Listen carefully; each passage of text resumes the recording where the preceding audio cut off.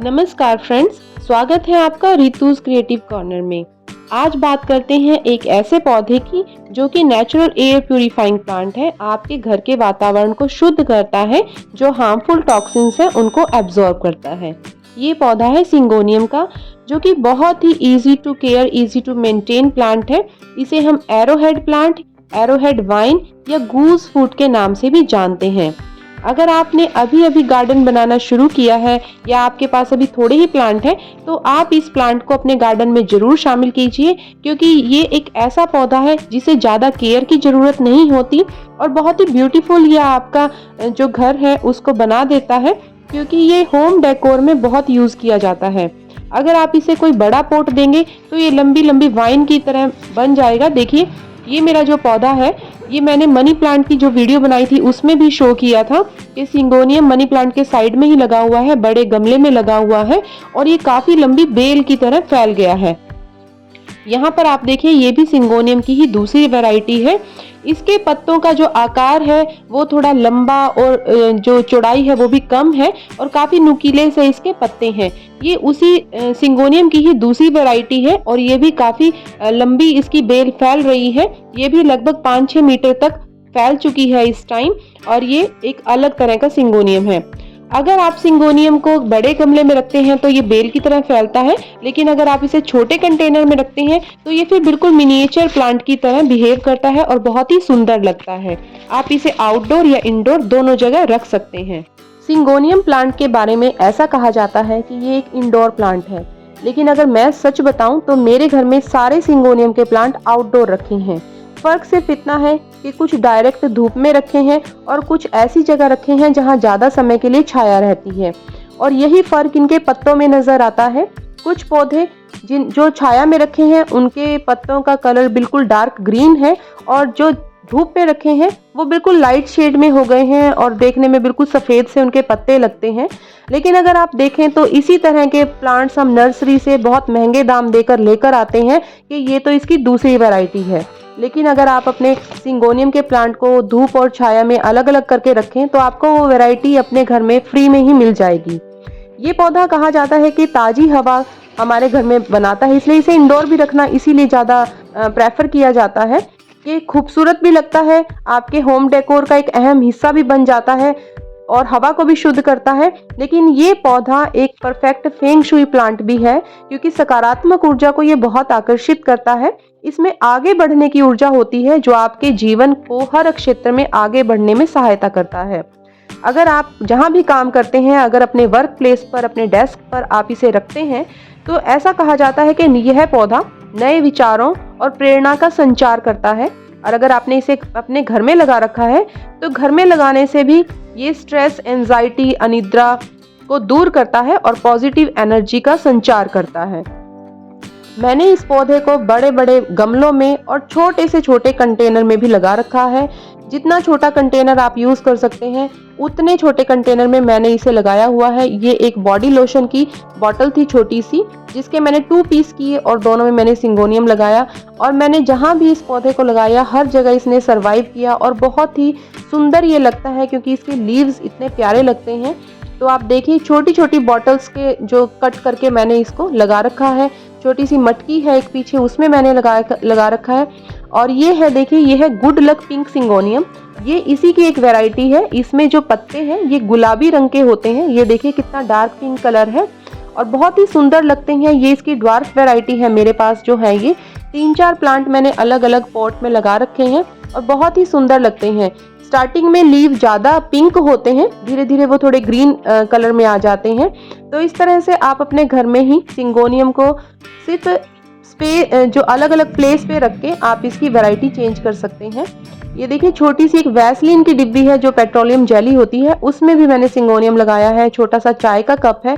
इतने छोटे कंटेनर में मैंने आज तक या तो एलिफेंट बुश लगाया है या सिंगोनियम, और सिंगोनियम मेरा फेवरेट है क्योंकि इसे आप गार्डन में जहाँ भी आपके लगा हुआ है वहाँ थोड़ा सा इसको बेल के पास से या उसका छोटा सा पार्ट आप कट कर लीजिए और जहाँ भी लगाएंगे आपको ये बहुत अच्छा रिजल्ट देता है।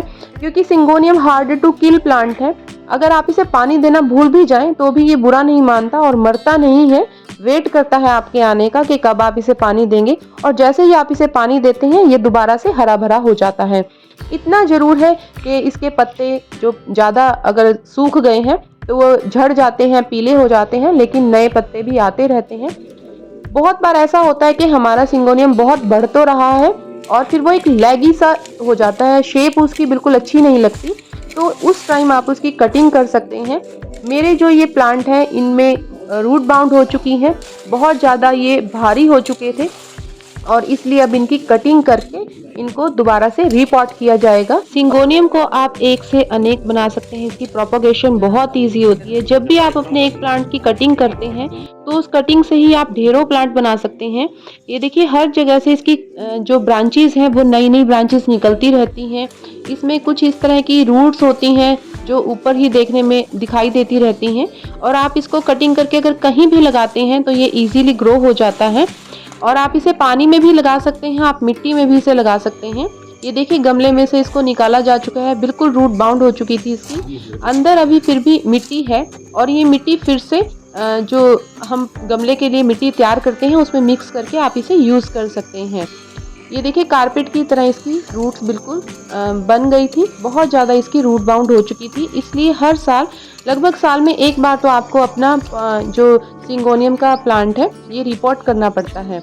अब इसके लिए मिट्टी जब हम बनाते हैं तो उसमें हम 25% लेते हैं कंपोस्ट, जो ये मैंने ली थी वर्मी कंपोस्ट, 25% हम इसमें रेत ऐड करते हैं और 50% इसमें हम गार्डन सॉइल ऐड करते हैं और फिर इसको मिक्स करके हम इसमें प्लांट को लगा देते हैं। सिंगोनियम को बहुत ज़्यादा फर्टिलाइज़र की कोई रिक्वायरमेंट नहीं होती है। जब भी आप इसे खाद दें तो गर्मियों में ही दें, सर्दियों में तो खाद ना ही दें, और इसे 2 या 3 बार लिक्विड फर्टिलाइज़र ही दिया जा सकता है, वही काफ़ी होता है। ये देखिए मैंने अपनी एक वॉल पर सारा जो प्लास्टिक बॉटल्स हैं उनसे कंटेनर बना के छोटे छोटे प्लांटर उनमें प्लांट लगाए हैं, और यहाँ डायरेक्ट धूप आती है जिस कारण से ये जो पौधा है बिल्कुल ही सफ़ेद हो गया है, देखने में बिल्कुल ही अलग वैरायटी इसकी लगती है और बहुत ही सुंदर ये पौधा लगता है। ये डायरेक्ट धूप में लगभग 5 से 6 घंटे रहता है। अगर आप अपने सिंगोनियम में डार्क ग्रीन कलर के लीव्स चाहते हैं या डार्कर शेड आपको चाहिए तो आप उसे ब्राइट इनडायरेक्ट सनलाइट में रखिए, जो उसकी ग्रोथ के लिए भी बहुत अच्छा रहता है। वैसे ये प्लांट बहुत ही कम लाइट में भी चल जाता है, सर्वाइव कर लेता है, वरना आप मेरी तरह इनको अलग अलग जहाँ पर धूप की कंडीशंस है वहाँ पर रखिए तो आपको हर अपने पॉट में एक डिफरेंट ही वैरायटी का प्लांट देखने को मिलेगा, क्योंकि ये धूप के अकॉर्डिंग अपना रंग बदल लेता है। और जब भी इसकी मिट्टी सूखी लगे तब आप इसे पानी दीजिए।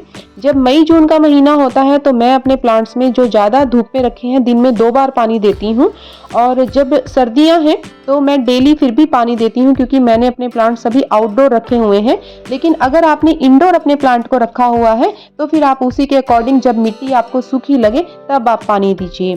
इस पौधे को खाद की तो बहुत ज़्यादा ज़रूरत नहीं होती, लेकिन अगर आप अपने प्लांट को 1 साल में एक बार रिपॉट नहीं कर रहे तो आप उसके ऊपर से 2 इंच की मिट्टी निकाल दीजिए और उसमें बराबर मात्रा में कंपोस्ट मिलाकर दोबारा से गमले में डाल सकते हैं। वैसे तो इस पौधे के ऊपर कोई भी फंगस वगैरह नहीं लगता, क्योंकि मैंने आज तक अपने प्लांट में कभी भी कोई फंगस अटैक इस तरह का नहीं देखा है, लेकिन फिर भी आपको टाइम टू टाइम इसके पत्तों को चेक करते रहना चाहिए कि कोई इंसेक्ट वगैरह तो नहीं है, और फिर उनकी संख्या बढ़ने से पहले ही आप उस पर जो शैम्पू है या तो आप शैम्पू को 1 लीटर पानी में मिलाकर स्प्रे कर दीजिए या फिर आप नीम ऑयल का स्प्रे कर सकते हैं। अगर आप अपने सिंगोनियम को बेल की तरह बनाना चाहते हैं तो इसकी जो लताएं हैं वो 10 से 20 मीटर तक लंबी हो जाती हैं। जो मेरे पास सिंगोनियम है जिसे मैंने भी वाइन की तरह ही रखा हुआ है, उसकी लंबाई लगभग 8 से 10 मीटर तक है। नहीं तो आप इसे ट्रिम करके राउंड शेप में भी रख सकते हैं, राउंड शेप में ये बहुत ही सुंदर लगता है। इसकी जो पत्तियां हैं उनके जो ये डिफरेंट पैटर्न है, कलर है, ये बहुत ही सुंदर लगते हैं। अगर इन पर धूल मिट्टी पड़ जाए तो आप इसे पानी से स्प्रे करके साफ कीजिए, जिससे कि आपका पौधा भी सुंदर लगेगा और उस पर कोई इंसेक्ट अटैक भी नहीं होगा। आपने इस वीडियो में देख ही लिया है कि मैंने एक छोटे से कंटेनर से लेके बड़े से गमले में भी सिंगोनियम को कितनी जगह ग्रो किया हुआ है, और हर जगह इसके जो लीव्स हैं उसका कलर आपको डिफरेंट देखने को मिला है। आप भी इसको इजीली ग्रो कर सकते हैं क्योंकि इसे कटिंग से ग्रो करना बहुत ही आसान है। इसे किसी भी आप मीडियम में लगा सकते हैं, चाहे तो आप इसे कोकोपीट में लगाइए, चाहे तो आप सिंपल रेत में लगाकर ग्रो कर लीजिए, या आप इसे सिर्फ अगर पानी में रखना चाहते हैं तो पानी में रखकर भी आप इसे ग्रो कर सकते हैं। पानी से भरे बर्तन में कटिंग से जड़ें 1 या 2 हफ्ते में निकल जाती हैं। हर 2 या 3 दिन के बाद आप पानी बदल दें तो ये प्लांट आसानी से ग्रो हो जाता है। सिंगोनियम प्लांट के बारे में आपको ये सारी जानकारी कैसी लगी, मुझे कमेंट्स में ज़रूर बताइए, और अगर आप कुछ पूछना चाहते हैं तो आप कमेंट्स में पूछ सकते हैं। आज की इस वीडियो को अगर आप पसंद करते हैं तो लाइक ज़रूर कीजिए, अपने फ्रेंड्स के साथ ये इन्फॉर्मेशन शेयर कीजिए, और अगर आपने अभी तक मेरे चैनल को सब्सक्राइब नहीं किया है तो प्लीज़ मेरे चैनल को सब्सक्राइब कर लीजिए। Thank you so much.